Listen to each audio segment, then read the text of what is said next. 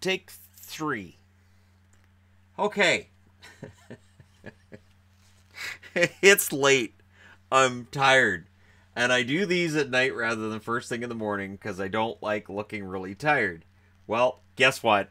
Didn't work. I'm going to do it anyways. Doing it live. Let me go ahead and move the board back because I had already got most of the way across the board and I'm like, I made a mistake. Then I started take 2 and I'm like, crap, I screwed up again. So we're going to go ahead and do this.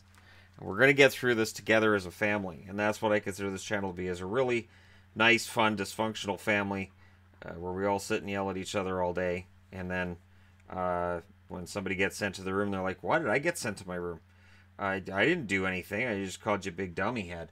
Anyways, that being said, there's a lot of games on tomorrow, including a matinee. And whenever there's a matinee, I do the video the night before because it's just easier. And yet, right now, it doesn't feel easier. Part of me going, man, just go to bed. Detroit and Boston. So we're going to start with this. And it's an interesting matchup because while it looks on the surface like Boston should win this one, I don't know. Detroit's 11-11-3. Boston's 14-7-4.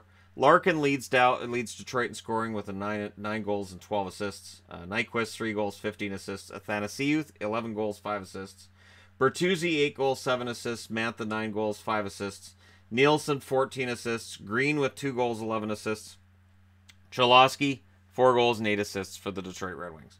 On the Boston side of things, this is where the top-heavy scoring really shows up. Pasternak, 19 goals, 10 assists. Bergeron, 9 goals, 17 assists. Marchand, 7 goals, 17 assists. Krejci, 2 goals, 17 assists. DeBrusk, 10 goals, 2 assists. Krug with 11 assists. Grzelcyk on the board with 1 goal, 7 assists. And McAvoy still on the board. He hasn't played in, 6 or 7 weeks? He's still top 8 in scoring with 1 goal, 5 assists. 6 points. 25 games into Boston's season gets you top 8 in their scoring. They are really, really struggling with their depth. And that's why Ryan Donato's back up with the team. I almost said Ted Donato, who's his uncle. Ryan Donato really needs to, or it's his dad, his uncle, doesn't matter. Ryan Donato really needs to produce.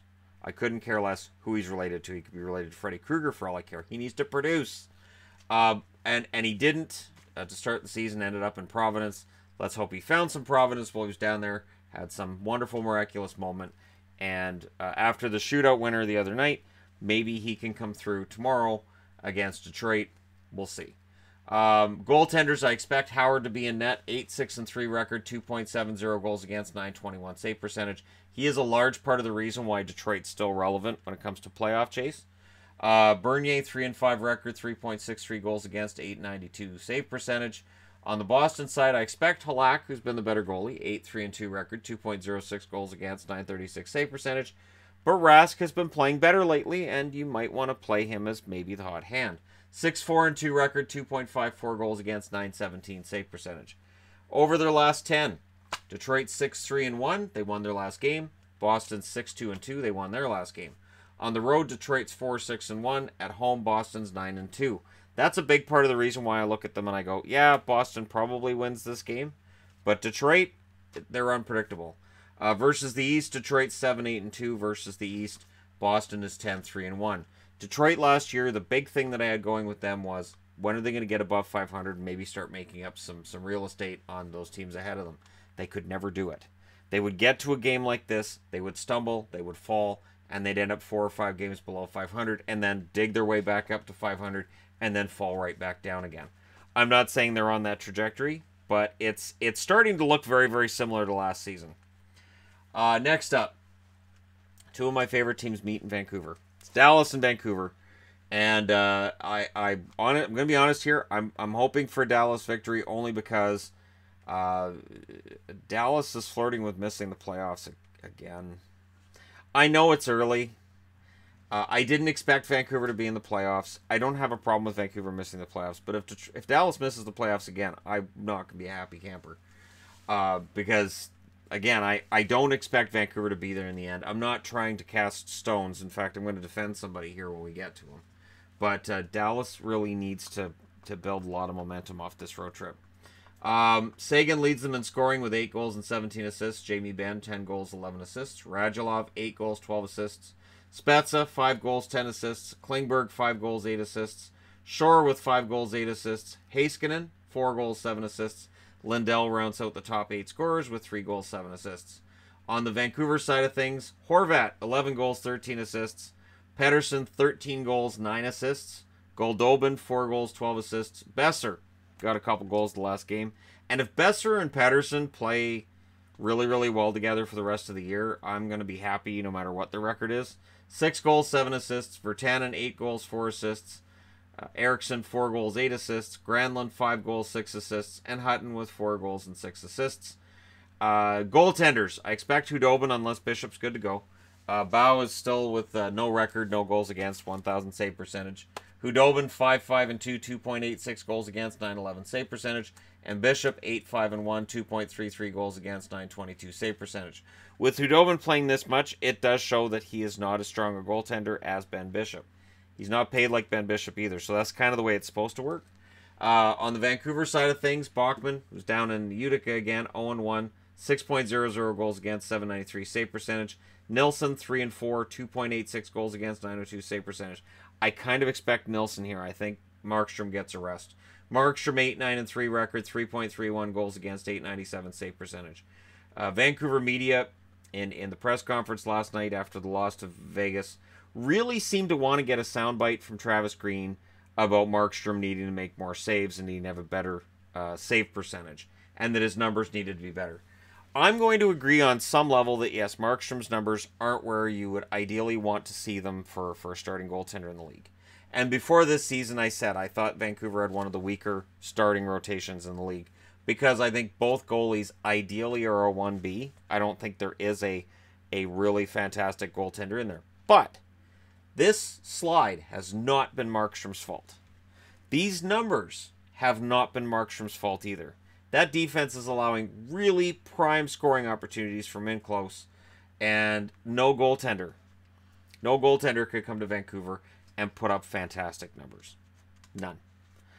This is not on Markstrom. So when I see the press trying so hard to get Travis Green to say something negative about his goaltender when he's already hot about the game that they lost against Vegas, I just thought it seemed kind of lousy. It's a lousy thing to do. Don't you wish you had better numbers? No, that's not the problem. You can't just look at save percentage as being the only problem. And I know I talk a lot about save percentage. Over the long term, it does tell you a story about which goaltenders are playing better. But when you look at certain teams, it just tells you their defense is crap. And that's it. And I think that's what we've been looking at with Vancouver. I love the work ethic. I think they're great guys. I think they're a much more likable team than they were back in 2011 when they went to the finals. But they're not as talented, and defensively they're nowhere near as sound. And that team, even back in 2011, had some defensive lapses as well, which made Luongo look like crap at moments where I didn't think it was his fault either, but certainly a lot of fans blamed him. Over their last 10, Dallas is 4-4-2. They won their last game. Vancouver's 1-8-1. They lost their last 2. On the road, Dallas is 5-7-2. At home, Vancouver's 5-5-1. Versus the West, Dallas is 7-2-2, which is impressive. Versus the West, Vancouver's 6-8-1. They're struggling against everybody right now. That's just, it's that time of the year, and it arrived a little bit later than I'd kind of expected it. But, you know, all the best to them, and it's always fun to watch both teams and not care. That's one of the few games that I don't really care who wins. I can just sit and enjoy it.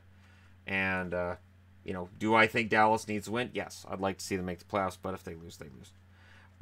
Next up, Rangers 13-11-2 in against Montreal, who are 11-9-5. When you look at it on the face value, it looks like the Rangers should win this because Montreal's really struggling. But then you get into the actual numbers that these teams are putting up, and you think, you know what? Maybe Montreal's not so hosed after all. It's going to come down to their defense, too.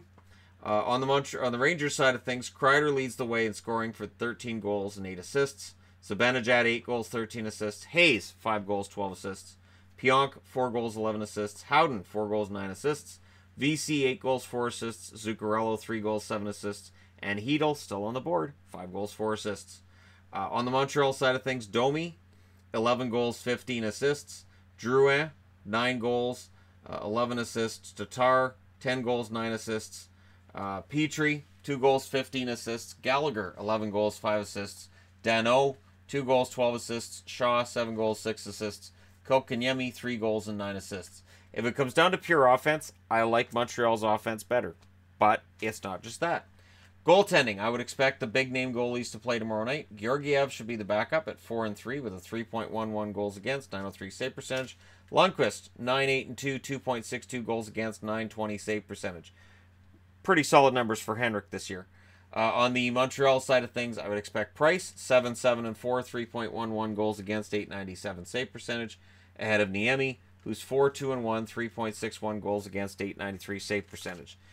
Even if you think Niemi's the better goaltender right now, if it's a matter of which goaltender is going to get you to the playoffs, it is going to be Carey Price. And for Montreal, they really can't afford to lose this one tomorrow because they're flirting with with being out of a playoff spot anyways come Christmas break. They're trending in that direction. Over their last 10, the Rangers are now 6-4. They lost their last game. The Montreal Canadiens 3-4-3. They've lost their last 5. On the road, this is where the Rangers are getting hurt. They're 3-7-2. And at home, Montreal 6-5-2. That is not an intimidating record like you'd see out of the Montreal Forum. This is not that same team, obviously. And for the Rangers, a 3-7-2 record on the road is why they're only 13-11-2 instead of a much more impressive record. They'd be first in their division if they could play as well on the road as they do at home. Versus the East, the Rangers are 7-6-2. Versus the East, Montreal is 6-6-3. So this is an unpredictable, or 6-6-5. It's an unpredictable game because I think offensively I would give it to Montreal in net, and on the blue line I would probably go with the Rangers. But in the end, it's kind of a saw-off because the road record of the Rangers isn't very good. The home record of Montreal isn't great either. So yeah, this could be a very wide open, crazy kind of game between these two teams. Next up, San Jose. So this is kind of the big game tomorrow night. And it's a big game because you've got a team that was expected to be really good, and they haven't been, against a team that was expected to be really bad, and they haven't been. Both of them have lost more games than they've won. San Jose, they're 12 wins and 9 losses. What am I talking about? Well, they've got the 5 overtime or shootout losses, which makes them 12-14 if you even that all out. And on the Ottawa side of things, they're 11-15, if you look at it that way. So there's really not as much to choose between San Jose and Ottawa right now as one might think. But is San Jose more sustainable as a playoff team? Yeah, probably. But not in anywhere near the capacity that we had envisioned before the season started. On the San Jose side of things, Burns leads them in scoring with 3 goals, 23 assists, followed by Couture, 8 goals, 17 assists. Meyer, 13 goals, 10 assists. Pavelski, 16 goals, 4 assists. Tomas Hertl, 6 goals, 12 assists. LeBanc, 3 goals, 14 assists. Kane, 7 goals, 9 assists. And Erik Karlsson with 2 goals and 13 assists. On the Ottawa side of things, Duchesne, 12 goals, 21 assists. Chabot, 7 goals, 22 assists. Stone, 11 goals, 17 assists. Dzingel, 10 goals, 8 assists. Chris Tierney, who is a Shark. We're all talking about Karlsson coming in to play Ottawa. There's a lot of Ottawa guys who are playing against the Sharks, who played for the Sharks last year. He's got 3 goals and 15 assists, followed by Tkachuk. It's 9 goals, 7 assists. Tkachuk, who I think is really back in the Calder race. Ryan, 5 goals, 11 assists. And Colin White, 7 goals, 9 assists to round it out. Goaltending-wise, I don't think it matters who San Jose plays here because the numbers aren't encouraging either way. Dell's 3-4-2 with a 2.88 goals against, 904 save percentage. Jones, better record, worse numbers. 9-5-3 record with a 3.00 goals against, 892 save percentage. Pick your poison, San Jose. On the Ottawa side, Anderson, because it's basically just going to be Anderson. McKenna, 1-1 record, 4.66 goals against, 879 save percentage. Condon's 0-2 with a 6.38 goals against, 800 save percentage. Anderson's 10-9-3 with a 3.69 goals against, 903 save percentage. And every player on both teams, they're going to lie tomorrow and say this is just another game. It doesn't really matter to them more than any other. You know, we've just got to make sure we stay in our system. We play our game. We just have to make sure that we're relaxed out there. And in the back of their mind, they're going to be like, this is a huge, huge game. Because it's Karlsson's first game in Ottawa as a member of another team. But they're going to downplay it and say, oh, no, it's just a regular game. It's not a big deal. But it is. Over their last 10, the Sharks are 4-4-2. They've lost 3 in a row. This road trip has not been kind to them. Ottawa's 5-5-0, and they've won their last 2 in a row. So Ottawa's playing better than was expected. On the road, San Jose's 4-6-3. At home, Ottawa's 8-4-2. Versus the East, the Sharks are 4-5-4 versus the West. Ottawa's 2-5-4 or 2-5-2. So when it comes to playing the other conference, San Jose has a little bit better of a record, but they've won 4 out of 13. San Jose or the Ottawa Senators have won 2 out of 9. If I misspeak at any point during this, it's because I'm really tired. On the road, San Jose's record is not good, and at home, Ottawa's is better. So there's enough here to look at and say, well, San Jose should win because Karlsson should be inspired in his return. But if you look at the numbers between the two teams, it totally favors Ottawa. And it surprises me as much as it surprises you. But in this return to Ottawa, I think the Sharks are going to have a hard time getting a win for Karlsson. And I wonder what kind of wager Karlsson's going to make with his teammates about, hey, if you get the game-winning goal, I'll give you X amount of dollars. It's standard. I'd be interested to know who or what he offers and what happens from there. But anyways, next up, Toronto. They're 18-8.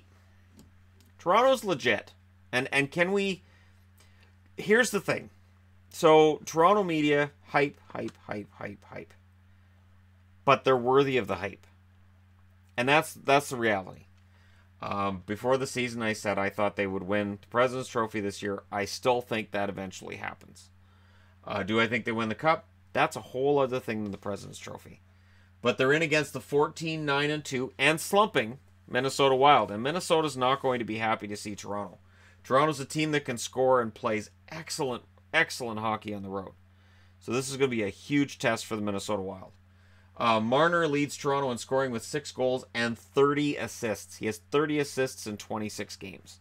Guy's a monster, and most of those are primary assists. But don't talk to John Garrett about primary versus secondary. He doesn't like it. Tavares, 17 goals, 13 assists. Riley, 9 goals, 19 assists. Matthews, 12 goals, 7 assists. I've heard he's back. Kapanen, 10 goals, 8 assists. Kadri, 7 goals, 8 assists. Marleau, 6 goals, 9 assists. And Hyman, rounding out the top 8 with 4 goals and 8 assists for the Toronto Maple Leafs. On the Minnesota side of things, Granlund, 11 goals, 13 assists. Parise, 12 goals, 10 assists. Koivu, 4 goals, 17 assists. Suter, 3 goals, 16 assists. Dumba, 10 goals, 8 assists. Eric Stahl with 9 goals, 9 assists. Zucker, I give up. 7 goals, 9 assists. Spurgeon, 3 goals, 11 assists. When you watch as many feeds as I do, you'll hear names being pronounced a couple different ways. And once one sticks in my brain, especially this time of night, I'm going to spit it out. I'm going to make a mistake. But that being said, let's move on. Past Spurgeon's 3 goals, 11 assists to round out their scoring and get to goaltenders. And I would expect Anderson here. Anderson's been pretty lights out. Sparks, the backup, 4-1 record, 2.57 goals against, 924 save percentage. Anderson's 14-7. 2.26 goals against, 932 save percentage. Yeah, he's the Vezina favorite right now. On the Minnesota side, I would expect Dubnyk. Stalock's 5-2 with a 2.45 goals against, 913 save percentage. Dubnyk 9-7-2, 2.65 goals against. His save percentage slipping down to 913 now. He's overdue for a very solid game though. When you look at the records over their last 10, Toronto's 7-3. They've won 3 in a row. Minnesota's 5-5 and they've lost 2. On the road, Toronto's 9-3. At home, Minnesota's 8-3-2. Versus the West, Toronto's an impressive 10-3. Versus the East, Minnesota's a less impressive 2-3-1. So Minnesota's only played 6 games against the East. It's a small sample size, but between the two, Toronto has the better interconference record. And this should be a fun game. I anticipate that Minnesota's going to do their best to make sure this is a game of very few scoring chances. Just try to suffocate the game because Toronto, with that killer power play and their insane attack, you've just got to try to suffocate it and win a game 3-1 if you can. If you get into a shootout with these guys, if you play loose and open hockey, you're going to get burned. So it'll be a very interesting one tomorrow. Next up, Vegas. Vegas, baby. Vegas is Vegas. And for Vegas reasons, they're on a winning streak. And it kind of came out of nowhere. But I think part of the reason that it's happened is Gerard Gallant made the changes to the lineup he had to make it work. It was not working. So he made the right changes, and he got everybody going. Oh, and Max Pacioretty's on a hot streak. Max Pacioretty on a hot streak will improve your team. They're 14-12-1 now. They're in against the 12-11-2 Edmonton Oilers. The interesting thing to me is that the Oilers have won 12 out of 25. These guys have won 12 out of 26. And yet, everybody loses their mind if the Oilers are highly thought of right now. It's just weird to me. It's really strange because they're not playing horribly. But we'll see tomorrow night. Vegas may very well show me that, it's bad. But I kind of like Edmonton's chances here, to be honest. On the Vegas side, Marchessault, 10 goals, 11 assists. Tuck, who's going to be their number one scorer within the next week. 8 goals, 12 assists. Carlson, 8 goals, 12 assists. Eakin, 10 goals, 7 assists. Cody Eakin needs to take some of the money that he's making and give it to Tuck, because the three of them together, or at least those three guys in that line, should pull their money together. Smith, 4 goals, 13 assists. Smith's been producing too. Theodore, 4 goals, 11 assists. There's Pacioretty, 10 goals, 5 assists. Absolutely insane line there. And Miller, 2 goals, 10 assists for him to round out the top 8. On the Oilers side of things, they're top heavy in scoring as well, obviously. McDavid, 13 goals, 21 assists. Draisaitl, 13 goals, 15 assists. Nugent-Hopkins, 6 goals, 18 assists. Chason, 11 goals, 2 assists. Clefbaum, 2 goals, 11 assists. Caggiula, 7 goals, 3 assists. Larson, 8 assists. Reeder, 7 assists. And, of course, Zikov being added to this team. I like that a lot. And if Puljujarvi can produce, and if Zikov can be a bit of a steal for them, 33 goals in the American League last year, it's worth a shot. Edmonton may very well have that depth scoring they've needed all year. Goaltending, I expect Fleury, because Subban's 0-4, 4.02 goals against, 8.59 save percentage. Fleury's 14-8-1, 2.39 goals against, 9.11 save percentage. So his numbers are getting much, much better. And it just happens to coincide with a winning streak for Vegas. Those two things are definitely related. On the Edmonton side of things, I expect Koskinen, because they have Hitchcock now. If it was McClellan, I would totally expect Talbot. Talbot's 5-9-1, 3.29 goals against, 8.89 save percentage. Koskinen, 7-2-1, 2.26 goals against, 9.24 save percentage. Over their last 10, Vegas is 7-3. They won 5 in a row. And Edmonton is 4-5-1, but they've won 2 in a row. On the road, Vegas is now 7-9. That record's getting better. At home, Edmonton 6-4-1. Versus the West, and especially versus their division, Vegas is fantastic. They're 9-4-1 right now. And versus the West, the Oilers are 7-6-1. So this game tomorrow night is going to be a pretty fun matchup between two divisional rivals who I would imagine by the end of the game won't like each other very much. And yeah, this should be tremendous fun. Koskinen's going to end up being the de facto starter from here on, I think. I think Talbot has played his way out of that role, and I'm not sure what you do if you're the Oilers now. I guess you can just have Koskinen as the starter and Talbot the backup for the rest of the season. But if you're close to the playoffs, do you try to work something so you can get some kind of upgrade there? That's where it'll get interesting. Anyways, now I get to change the board and go over to the other 6 games of the night. Okie dokie. And we've got Winnipeg, 14-8-2, in against New Jersey, 9-11-4. This is going to be a wipeout. No. So Winnipeg has struggled. Their road record has started to look a little suspect, and it's a big part of the reason why they don't look like Stanley Cup contenders right now. They're coming out of a very, very, very exciting win, but I'm getting nervous about them as Cup contenders. Absolutely. We may very well be talking about them as Cup contenders again around Christmas and beyond that, but for right now, it's been kind of shaky, and I'll get into why. It's not Blake Wheeler, 4 goals, 28 assists, 32 points to lead them in scoring. It's not Scheifele, 13 goals, 16 assists, 29 points. And it's not Laine, who leads the league with 21 goals, only 3 assists for 24 points. That's impressive. 21-3. That's impressive. Kyle Connor, 10 goals, 14 assists. Bufflin, 2 goals, 15 assists. Ehlers, 8 goals, 7 assists. And Nick Ehlers has been playing very well lately. Hat trick in the last game as an example. Little, 4 goals, 10 assists. And Trouba on the board with 2 goals and 10 assists. On the New Jersey side of things, Hall leads the way with 7 goals, 19 assists. Palmieri, 12 goals, 9 assists. Zajac, 8 goals, 7 assists. Coleman, also with 8 goals and 7 assists. Hischier, 5 goals, 10 assists. Severson, 3 goals, 11 assists. Vatanen, 1 goal, 9 assists. And Johansson's on the board with 4 goals, 5 assists for 9 points. It was Johansson in Washington. He goes to New Jersey. He goes by Johansson. Drives me nuts. Drives me insane.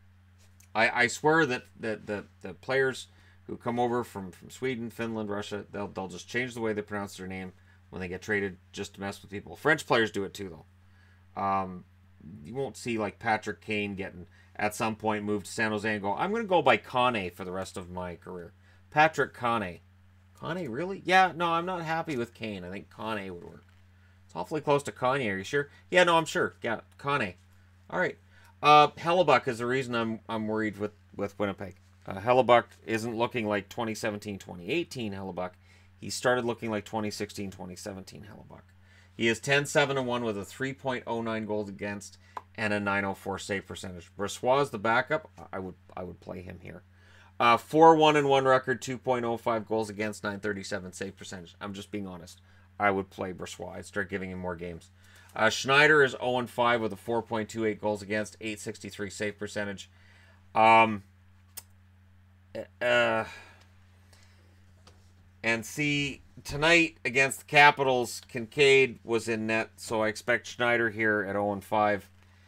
Kincaid, I expect to get the rest at 9-6-4, 2.79 goals against, 910 save percentage. So if you're a Jets fan, that's good news, is that Schneider's in net. I would imagine. I can't see Kincaid after what happened with Washington tonight being in net again tomorrow.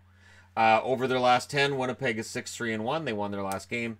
The Devils are 3-4-3, and they've lost 4 in a row. It's getting rough for New Jersey. On the road, this is where it gets interesting. Winnipeg's 5-5, and New Jersey's 7-1-3. New Jersey's been fantastic at home. We'll see if it holds up. Versus the East, Winnipeg is 5-4-1. Versus the West, New Jersey is 3-2-1. So that's where it's interesting as well. A lot of storylines with this one that could be fun to watch, especially if it's Hellebuck and Schneider. And if they play the way that they have been over the last few weeks when they go in, this could be 7-5, 8-6. See, and every time I say that, it ends up being the opposite. So we'll see. St. Louis, 9-12-3. In against Arizona, who are 11-11-2. St. Louis is desperately trying to get out of this mess. And every time they come up with an impressive win like tonight against Colorado, they usually follow it up with a setback. Arizona's had a couple of impressive wins in a row. I like them in this one, but it's a toss-up because Arizona absolutely could beat Nashville one night and then lose to St. Louis in that same week. Absolutely, because that's kind of the way things have gone for Arizona this year, especially at home. O'Reilly leads St. Louis in scoring with 12 goals, 15 assists, followed by Tarasenko, who now has 9 goals and 11 assists for 20 points. Perron, 8 goals, 7 assists. Braden Shen, 5 goals, 9 assists. Steen, 6 goals, 5 assists. Pietrangelo, 4 goals, 7 assists. Bozak, 3 goals, 8 assists. Sanford, 4 goals and 5 assists for 9 points to round out the top 8 for St. Louis. On the Arizona side of things, Keller, 7 goals, 8 assists. Nick Schmaltz, I tell you, that kid's pretty good. 3 goals, 10 assists. Ekman Larson, 2 goals, 11 assists. Grabner, 6 goals, 5 assists for him. Hinostroza, 4 goals, 7 assists. Richardson, 7 goals, 3 assists. Stepan, 6 goals, 4 assists. And there's Galchenyuk. I got to admit, he's been cold lately, but there's still some signs there. 3 goals, 7 assists. If he plays on a line with Schmaltz, that would be fun to see them get each other going. Goaltenders, I expect Johnson tomorrow night, 2-5 record, 3.12 goals against, 895 save percentage, because Allen played tonight at 7-7-3, 3.24 goals against, 896 save percentage. So Allen's numbers are getting a little better. They're still not Jimmy Harris, though, know what I'm saying? Hill, I expect to start 2-0-0. No goals against, 1,000 save percentage. But we may see the debut of Calvin Pickard for Arizona tomorrow. Kemper, 4-5-2 record, 2.71 goals against, 914 save percentage. Miska, who's down in the minors, no record, 3.28 goals against, 889 save percentage. And there's Antti Ranta, who can't make a save while he's on the injured reserve. 5-6 record, 2.88 goals against, 906 save percentage. Over their last 10, St. Louis is 3-7. They won their last game. Over their last 10, Arizona's 4-5-1. They've won their last 2. So pick your poison. On the road, St. Louis is 3-5-2. At home, Arizona's 5-6-1. Same thing. Pick your poison in this one.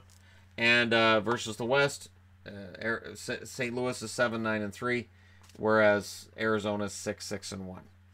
So Arizona's keeping everything right around 500, and for St. Louis, they just can't get there. So it's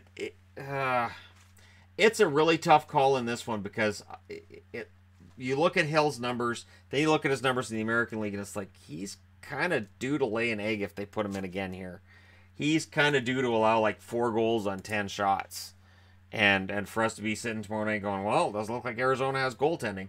And you know, Pickard to go in and he gets shelled, and next thing you know, we're talking about maybe St. Louis is finally coming back. And then St. Louis loses 8-1 in their next game. Next up, Tampa, 18-7-1 in against Florida, 10-10-4. Tampa back to first in the East. Everything's good again. And they're going to look to expand that a little bit tomorrow with a visit to their Florida brethren, the Panthers, who hopefully, when Tampa arrives in town, they'll bring a bunch of their fans with them, because, my God, it's quiet in Florida. Again, tonight I saw that, where it is so quiet. All right. On the Tampa Bay side of things, Kucherov, 10 goals, 25 assists, leads them in scoring. Braden Point, 18 goals, 15 assists. Stamkos, 8 goals, 14 assists. Gourde, 9 goals, 12 assists. Miller, 5 goals, 14 assists. McDonough, 2 goals, 16 assists. Johnson, 10 goals, 7 assists. And Killorn, 4 goals, 9 assists to round out the scoring for the Tampa Bay Lightning. On the Florida side of things, Huberdeau, 5 goals, 21 assists. Dadonov, 11 goals, 13 assists. Hoffman, 12 goals, 11 assists. Barkov, 9 goals, 13 assists. Yandel, 4 goals, 18 assists. Trocheck, 3 goals, 11 assists. Ekblad, 5 goals, 6 assists. And there's Bukestad, 4 goals, 6 assists, rounding out the top 8 for the Florida Panthers. Goaltending, it's going to be Domingue. Vasilevsky, 9-3-1, 2.29 goals against, 927 save percentage. Domingue's 9-4, 3.25 goals against, 893 save percentage. So, Domingue's won 9 out of 13 decisions, same as Vasilevsky. So Tampa just scores enough goals that Domingue, his record's fantastic. On the Florida side of things, I expect Hutchinson here because Reimer played tonight. Hutchinson's 1-1-2, 4.17 goals against, 839 save percentage. Reimer's 5-6-2, 3.25 goals against, 895 save percentage. If it is Hutchinson, this could be really ugly, really early. Luongo, 4-3, 3.07 goals against, 902 save percentage. Over their last 10, Tampa's 6-4 with their last game being a win. Florida's 4-5-1. Their last game was a win. On the road, Tampa's 7-3-1. At home, Florida's 5-4-2. Versus the East, Tampa's an insane 13-2, and the Florida Panthers are 8-7-3 against their own conference. This game looks like it should be a blowout. This game looks like it should be an absolute, complete, and total blowout for Tampa. The thing is, Florida, for the most part, doesn't get blown out. They lose leads. They lose in overtime. They have moments in a game where it looks like they should turn it around, and then they don't. And they lose 2-1, 3-2. They're close. And this is what makes it frustrating for people who are following Florida like I am, and I want to see them get better, is they just find a way to shoot themselves in the foot. They're one of those teams. They find a way to shoot themselves in the foot. And now tomorrow, they've got a Tampa Bay Lightning team coming in that is looking to assert their dominance over the East and make up some more ground between themselves and Buffalo. They don't want Buffalo catching them. So Florida becomes the victim. And as I said, because Reimer played tonight, I can't see them playing Reimer again tomorrow in back-to-back games. That would seem kind of crazy to me, but crazier things have happened this year, absolutely. Next up, Columbus, 15-8-2 Columbus in against 12-9-3 Islanders. Columbus, who apparently will be discussing the whole Panarin thing come January because Panarin's going to be talking to his agent, Columbus will end up involved in this somehow. And I think they'll make a decision probably before trade deadline about whether or not he wants to stay. And then Columbus gets to make a decision. Between now and then, I can't see anything happening. Panarin still leads this team in scoring, 7 goals and 20 assists. Atkinson, 16 goals and 10 assists. He's the guy having a great season we're not talking about. Dubois, 12 goals, 12 assists. He's also turned out to be a solid, dependable forward. Foligno, 6 goals, 9 assists. Werenski, 4 goals, 11 assists. Wenberg, 1 goal, 13 assists. Anderson, 11 goals, 3 assists. Jenner, 5 goals and 8 assists. On the Islanders side of things, Bailey with 7 goals, 14 assists. Barzal, 3 goals, 18 assists. Lee, 8 goals, 11 assists. Nelson, 9 goals, 9 assists. Filppula, 7 goals, 9 assists. Eberle, 6 goals, 5 assists. Komarov, 3 goals, 8 assists. Same totals for Scott Mayfield. What's helping the Islanders is that there is no one guy you can key on with the Islanders and know that you're going to shut them down. As long as Lee, Barzal, Bailey, Nelson, Filppula are all threats throughout that lineup, there is no one guy you can shut down with the Islanders and just cause them not to be able to score. Now, they lost their last game 2-1 in a shootout against the Boston Bruins, but Columbus, we'll see how they do against Columbus. And being at home, you would think would favor them, but we'll get into those numbers.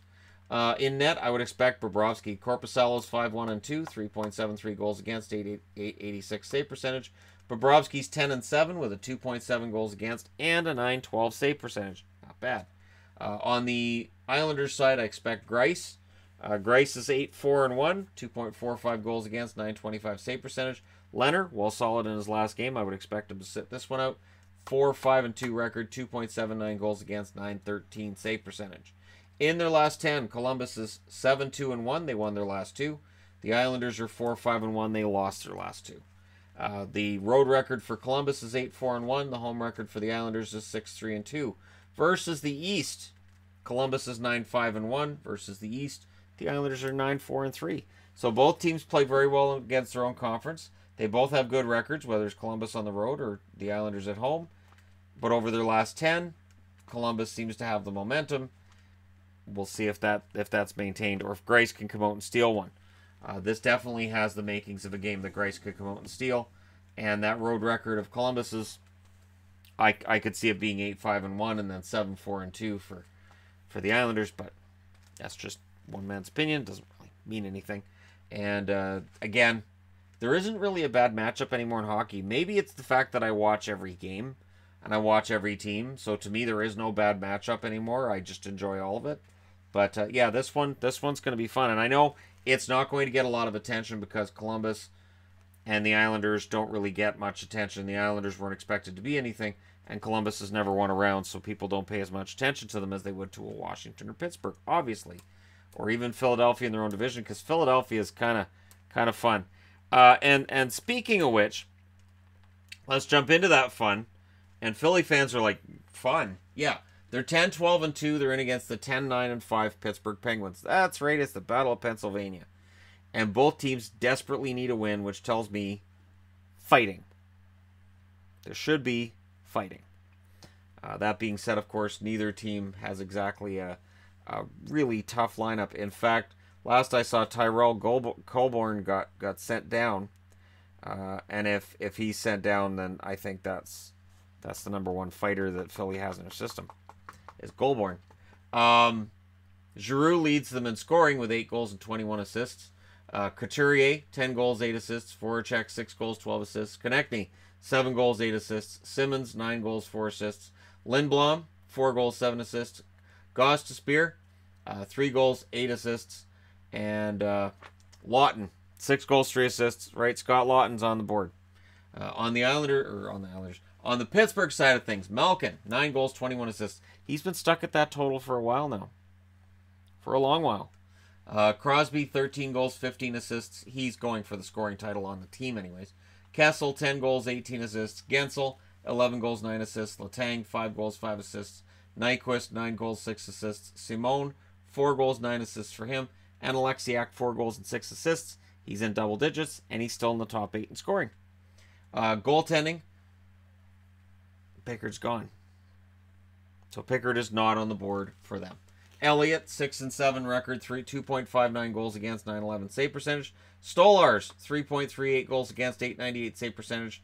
Lyon, 0-1, 12.00 goals against, and 667 save percentage. Neuwirth, 0-1, 6.00 goals against, and a 727 save percentage.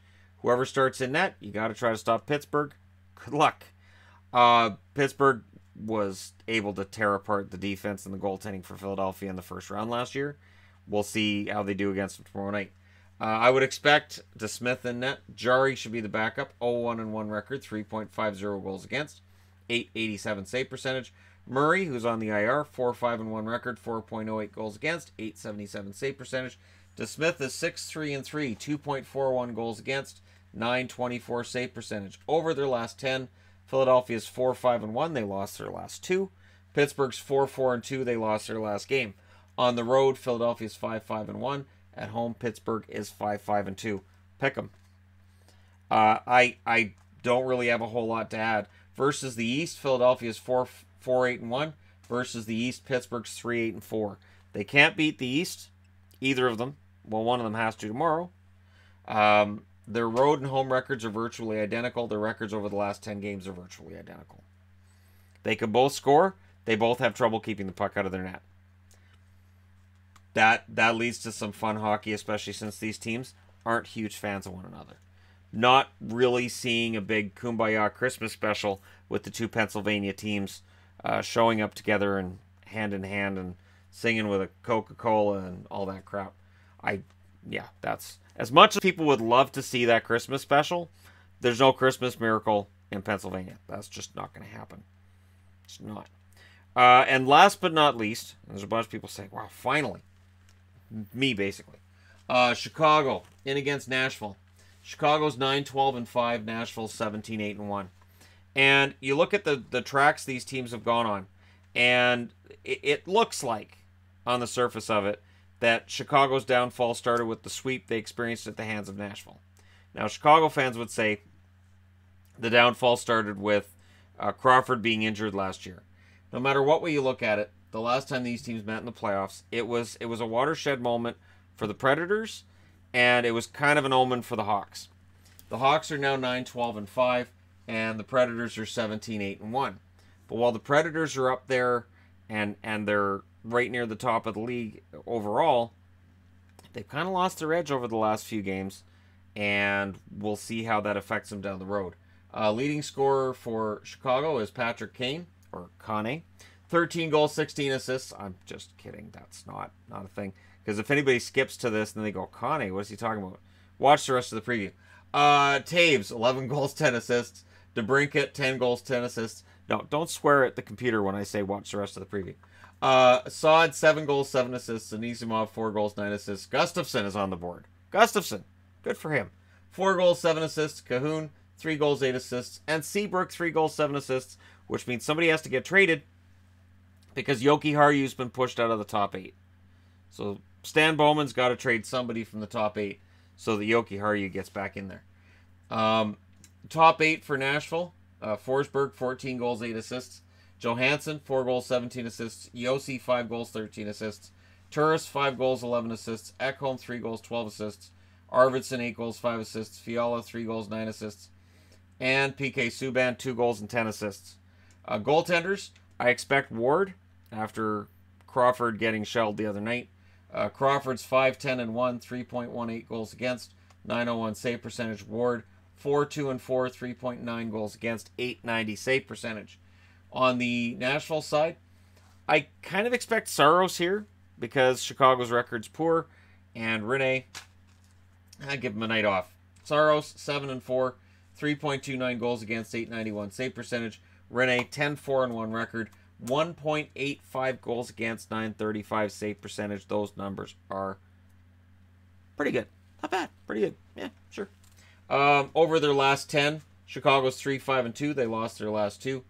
Nashville's 4-5-1. They lost their last 2 as well. When you look at the road record of Chicago's, it's 4-8-2. The home record of Nashville's 9-5. They lost their last 2 at home. I see a Nashville win here. I don't see much hope for Chicago pulling out a win. But I didn't see much hope for St. Louis beating Nashville recently. I didn't see much hope for Arizona beating Nashville recently.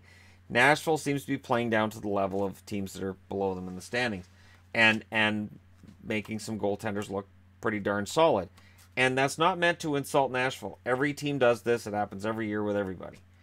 You just go through those points where you lose games you probably should have won. Versus the West, Chicago is 5-7-3. Versus the West, Nashville's now 10-8-1. Nashville is 10 wins, 8 losses, 1 overtime loss or shootout loss against the West. That's key. They're 7-0 against the East. You don't play the East in the playoffs till the finals. To get through the finals, you have to beat 3 Western foes. They struggle against the West, comparatively speaking, with against the East. And that's something that can cost you not in the regular season, but absolutely when you reach the playoffs and you're playing against those teams that have played you very well during the year. So there you go. Let me know your thoughts in the comment section below. Don't forget to hit like and subscribe if you're browsing your way through. You just happened upon this video. And for those of you in Europe, good morning. And I'm going to go to bed and have to be up in probably about 5 hours after, because it's Nylander deadline day. And whether something happens or something doesn't happen, and then there's the Wilson thing, is something going to happen there, I'm going to have to be up early and make sure that I am on it and ready to report on it for you guys. Thank you guys so much for watching. Hit like and subscribe if you're browsing your way through. You just happened upon this video. And thank you guys so much for being out there, all your support, and for helping the channel to continue to grow. I will continue to do my best to provide the content that you guys expect, and maybe a little more. I'll talk to you again soon.